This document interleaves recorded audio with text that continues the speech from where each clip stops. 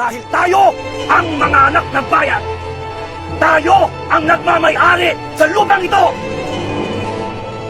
Sa atin ang bayan ito. Puritin ang mga sedula nyo!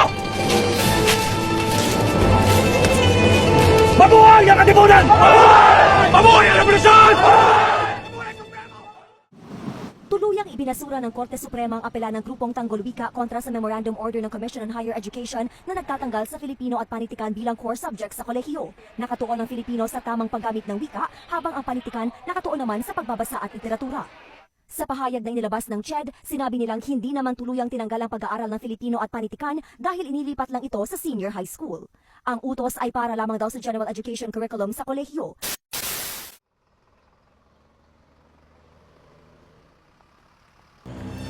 Ang wika ay napakahalaga sa ating buhay dahil ito ay nagbibigay daan sa atin na magpahayag ng ating mga saloobin, ideya at damdamin.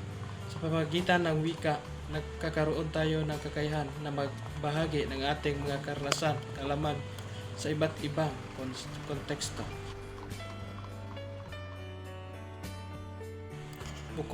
Bukod dito, ang wika ay nagbibigay daan sa atin na mapanatili ang ating kultura at tradisyon.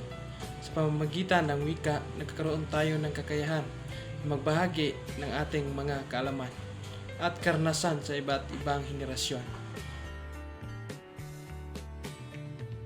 Ang wika ay nagbibigay daan sa atin na mapanatili ang ating pagkakakilanlan bilang isang komunidad. Ang wika ay nagbibigay daan din sa atin na magkaisa at magtulungan.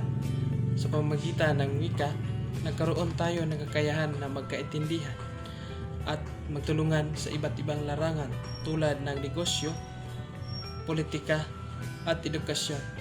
Ang wika ay nagbibigay daan sa atin na magkaisa at magtulungan upang makamit ang ating layunin.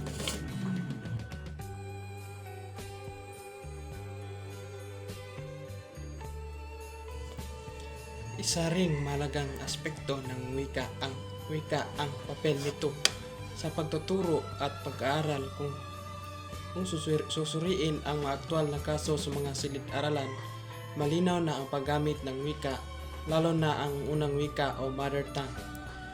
Sa unang baitang ng edukasyon ay nagkakatulong sa mas epektibong pagkatuto.